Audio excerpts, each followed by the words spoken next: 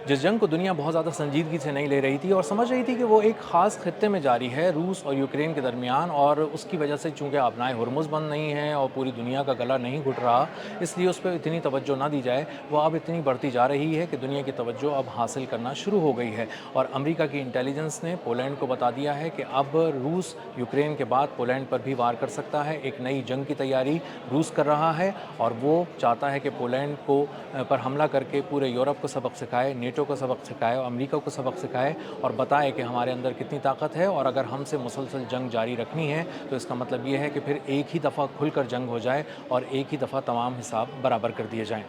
मेरा नाम अज़हर अली ख़ान है और आप देख रहे हैं आज की बात। अमेरिका ने पोलैंड को बताया है कि रूस किसी वक्त भी पोलैंड पर हमला कर सकता है। ये कुछ दिनों में भी कर सकता है, कुछ हफ्तों में कर सकता है, कुछ महीनों में भी कर सकता है, लेकिन ये किसी वक्त भी प्लान करके किया जा सकता है क्योंकि रूस ने इस पर काफ़ी तेज़ी से काम मुकम्मल कर लिया है और यूक्रेन के साथ साथ अब वो पोलैंड में दाखिल होना चाहता है। और इसका मतलब ये है कि वो यूरोप को, नेटो को और अमेरिका को ये पैगाम देना चाहता है कि अगर आप यूक्रेन की पुष्ट पर इसी तरह खड़े रहे और आप समझते हैं कि रूस पर जंग मुसल्लत करते रहेंगे और इसी तरह उसको जंग में मसरूफ़ रखेंगे, तो ऐसा नहीं है। रूस एक ही दफ़ा में एक बड़े वार की तैयारी अब कर चुका है और अब मामलात इस नहज पे पहुंच गए हैं कि रूस अब चाहता है कि एक ही दफ़ा जवाब दे के पूरे यूरोप का मुंह एक ही दफ़ा बंद कर दे और उसको अपनी ताकत का एहसास दिला दे। पोलैंड की क़यादत भी इस बात को बहुत अच्छी तरह महसूस कर चुकी है और उसके कायदीन पहले भी कह चुके हैं कि ये हम खुद भी ये बात एक्सपेक्ट कर रहे हैं कि किसी वक्त भी रशिया शायद पोलैंड पर हमला कर सकता है। और इसकी वजह यह है कि वो चाहता है कि पूरे यूरोप तक एक पैगाम पोलैंड पर हमला करके पहुंचाए और इसका मतलब ये है कि कुछ दिनों के अंदर कोई चीज़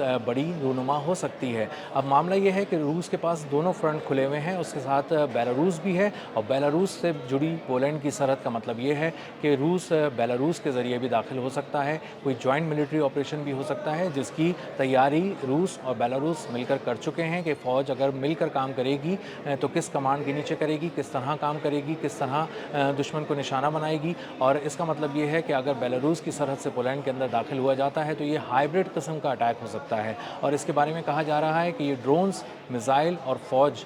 तीनों तरीके से ये हमला किया जा सकता है। उनकी कुछ की साइट्स ऐसी हैं, मिलिट्री साइट्स ऐसी हैं, कुछ फ़ौजी तनसीबात ऐसी हैं पोलैंड की जिनको रूस निशाने पर बांधा हुआ है, रखा हुआ है और बहुत जल्द उनको निशाना बना सकता है। जब वो उनको निशाना बनाएगा तो वहाँ पर उसकी पोलैंड की फ़ौज को कमज़ोर करने के साथ साथ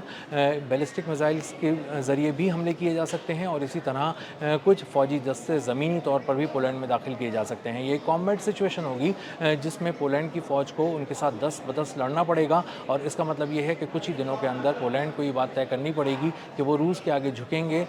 या फिर उससे लड़ते रहेंगे। अगर उससे लड़ते रहेंगे तो उनके पास एक ही ऑप्शन है कि वो नेटो को पलट कर पुकारें और नेटो उनकी मदद को अपनी पूरी ताकत के साथ, अपने पूरे असलहे और फ़ौज के साथ आएगा और उसको बचाने के साथ साथ यूक्रेन की भी मदद करेगा। इसका मतलब ये है कि अब नेटो जो एक हद तक अपने आप को समेट कर बैठा था और सिर्फ माली मदद कर रहा था और अस्करी तौर पे कुछ चीज़ें पहुंचाने के बाद यूक्रेन की फ़ौज से ये कह रहा था कि आप ख़ुद जाकर मॉस्को से लड़ लें, रूस से लड़ लें, वो मामला अब थोड़ा सा कम हो जाएगा। यूक्रेन अपनी जंग लड़ेगा, पोलैंड अपनी जंग लड़ेगा और नेटो को अब इन दोनों को सामने आकर सपोर्ट करना पड़ेगा। और यूरोप को अगर इनको खुलकर सपोर्ट करना पड़ा तो इसके दो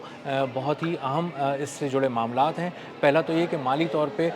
3 फ्रंट खुल जाएंगे। यूक्रेन की माली मदद करनी पड़ेगी जो अरबों यूरोस की है, इसी तरह पोलैंड की मदद करनी पड़ेगी और उसके बाद यूरोप को खुद अपनी मदद भी नेटो के ज़रिए करनी पड़ेगी। और इसका मतलब ये है कि रूस के साथ बहुत देर तक अब जंग जारी रखना एक बहुत बड़ा चैलेंज होगा यूरोप के लिए। और यूक्रेन जो ये सोच रहा है कि वो मुसलसल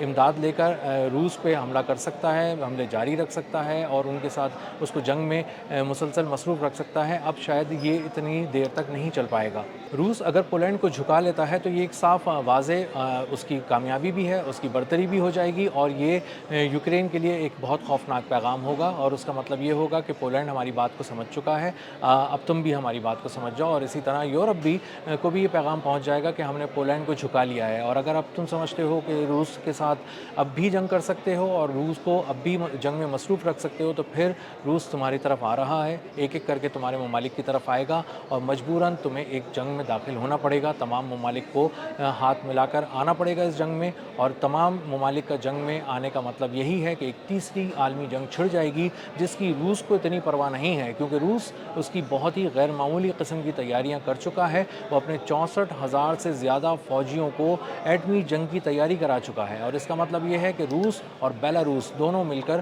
لڑیں گے ایک ایٹمی جنگ، کیونکہ ان دونوں ممالک کی فوج کو روس تیار کر چکا ہے جوائنٹ ملٹری ڈرلز کے ذریعے، اور وہاں پر 64,000 سے زیادہ فوجیوں کو یہ تربیت دی گئی ہے کہ کس طرح ایٹمی جنگ لڑنی ہے۔ اسی طرح جو ان کی آبدوزیں ہیں، جو ان کی نیوکلیئر کیپیبل سب مرینز ہیں روس کی، ان کو بھی مشقوں کا حصہ بنایا گیا۔ اسی طرح 8,000 سے زائد جو اس کے ملٹری اکوپمنٹس تھے ان کو چلانا سکھایا گیا، ان پہ ہاتھ دوبارہ صاف کیا روس کی ملٹری نے بھی اور بیلاروس کی ملٹری نے بھی۔ اس کا مطلب یہ ہے کہ روس پہ حملہ کرنے کا مطلب بیلاروس پہ حملہ کرنا ہوگا، اور بیلاروس کے وزیر اعظم جو کھل کر ولادیمیر پوٹن کا ساتھ دے رہے ہیں، وہ یہ کہہ رہے ہیں کہ اس پہ حملہ اگر کیا گیا تو ہمارے اوپر حملہ تصور کیا جائے گا اور ہم مل کر جواب دیں گے، اور ہماری سرزمین سے بھی اب روس کے دشمنوں پر حملے ہوں گے۔ تو ایک تیسری عالمی جنگ کا سٹیج جو پہلے ہی سج چکا تھا، بہت سے لوگ اس پہ بات کر رہے تھے، لیکن چونکہ امریکہ اور ایران کی جنگ جاری تھی اور وہ مسلسل بڑھتی جا رہی تھی، کئی ایک فرنٹس پہ جاری تھی، مڈل ایسٹ اس میں متاثر تھا، پورا ایشیا متاثر تھا، اور جب آبنائے ہرمز بند ہوئی تو پوری دنیا ہی متاثر ہونے لگ گئی، تو پوری دنیا کی نظریں اس 4 سال کی روس اور یوکرین کی جنگ سے ہٹنے لگیں، اور لوگ زیادہ توجہ سے پچھلے 4 ماہ کے دوران امریکہ اور ایران کی جنگ پر توجہ دینے لگے، اس کے معاملات کو سننے لگے اور اسی سے متعلق چیزوں پہ توجہ دینے لگے۔ لیکن اب اندازہ یہ ہو رہا ہے کہ وہ معاملہ ایک طرف نمٹ رہا ہے اور وہ اب مذاکرات تک سمٹ چکا ہے، اور لیکن معاملہ اس طرف بہت گرم ہوتا جا رہا ہے۔ جو روس ہے وہ یوکرین کے دارالحکومت کیو پر حملے کر رہا ہے، اور ایک ہی رات میں ایسے حملے کر رہا ہے کہ 2 مہینے کے قرض چکا رہا ہے، اور اس کی تمام جو آئل ریفائنریز کو اڑایا گیا یوکرین کی جانب سے، اس نے بھی یوکرین کی آئل ریفائنریز کو نشانے پر رکھ لیا ہے، اس کو اڑانا شروع کر دیا ہے، ہر طرف تباہی کے مناظر ہیں، اور بہت ہی بڑا نقصان یوکرین کو پہنچایا جا رہا ہے۔ جو مجموعی طور پہ یوکرین کو اب تک ہونے والا جو 4 سال میں نقصان ہے وہ $196 ارب سے بھی بڑھ چکا ہے، اور کہا جا رہا ہے کہ اگر بحالی اور تعمیر نو کی جائے گی ان تمام مقامات کی، ان تمام سائٹس کی جو امپورٹنٹ سائٹس ہیں، تو اس کا مطلب یہ ہے کہ تقریباً $600 ارب درکار ہوں گے، اور اسی لیے مسلسل زیلنسکی اسلحے کی مد میں، ہتھیاروں کی مد میں، عسکری تعاون کی مد میں مسلسل یورپ سے 7 ارب یورو مانگ رہے ہیں، کبھی کچھ اور وہ مانگ لیتے ہیں، کبھی وہ امریکہ سے کہتے ہیں کہ پیٹریوٹ میزائل ہمیں مینوفیکچر کرنے کی اجازت دی جائے۔ تو اس کا مطلب یہ ہے کہ جو نقصانات ہیں وہ بہت زیادہ بڑھ چکے ہیں، جو اس کی یوکرین کی معیشت پر بوجھ ہے وہ بہت زیادہ ہے۔ اسی طرح روس کے لیے بھی معاشی چیلنجز بہت زیادہ بڑھ چکے ہیں، اس کی آئل ایکسپورٹس بہت بری طرح ہٹ ہوئی ہیں، جو اس کی پیٹرول کی کنزمپشن ہے وہ بہت زیادہ بڑھ رہی ہے، لیکن اس کی سپلائی وہاں پر نہیں ہے دستیاب، اور اس کی 17% تک سپلائی متاثر ہونے کے بعد اب پیٹرول پمپس پہ بہت بڑی اور طویل قطاریں لگ رہی ہیں، اور اس کا مطلب یہ ہے کہ روس کو بھی اتنا ہی شدت سے جھٹکے لگ رہے ہیں معاشی طور پہ جس شدت سے یوکرین کو لگ رہے ہیں، لیکن روس سائز میں بہت بڑا ہے، یوکرین سائز میں بہت چھوٹا ہے۔ یوکرین یورپ کی پشت پناہی کے ذریعے حملے کر رہا ہے روس پہ، انہی سے مالی امداد لیتا ہے، عسکری تعاون انہی سے لیتا ہے، تو اس کا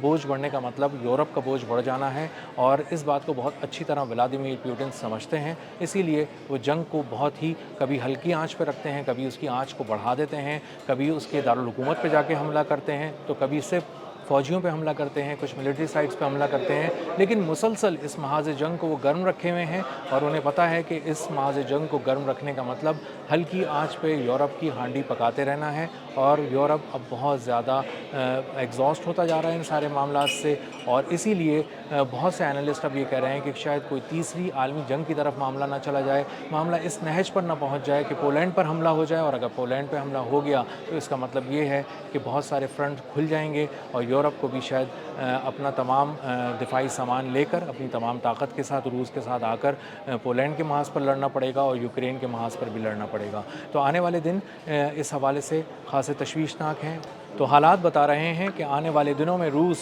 یوکرین سے بھی آگے جانے کی پلاننگ کر چکا ہے، پولینڈ پہ حملے کی پلاننگ کر رہا ہے، اور اس کا مطلب یہ ہے کہ پورے یورپ اب انگیج ہونے والا ہے، اور اب یورپ کو یہ سوچنا پڑے گا کہ اگر اس کو یوکرین اور پولینڈ کے ساتھ کھڑا ہونا ہے تو پھر اس کو کھل کر سامنے آنا پڑے گا۔ نیٹو جو اب تک چھپا ہوا تھا، اس طرح سے سامنے نہیں آ رہا تھا، منظر عام پہ نہیں آ رہا تھا، اب اس کو آنا پڑے گا، اور روس کے ساتھ کوئی ایک چیز طے کرنی پڑے گی، یا تو جنگ کرنی ہے تو پھر پورے یورپ کو آ کر روس سے جنگ کرنی پڑے گی، اور اگر جنگ کو ختم کرنا ہے تو پھر یوکرین کا محاذ بھی ٹھنڈا ہوتا نظر آئے گا، لیکن اس میں زیلنسکی کا بہت زیادہ نقصان ہو سکتا ہے، اور زیلنسکی یہ کبھی نہیں چاہے گا کہ وہ روس کے ساتھ جنگ کو اس ایسے موڑ پر ختم کرے کہ جس میں وہ واضح طور پہ اپنی برتری ثابت نہ کر سکے۔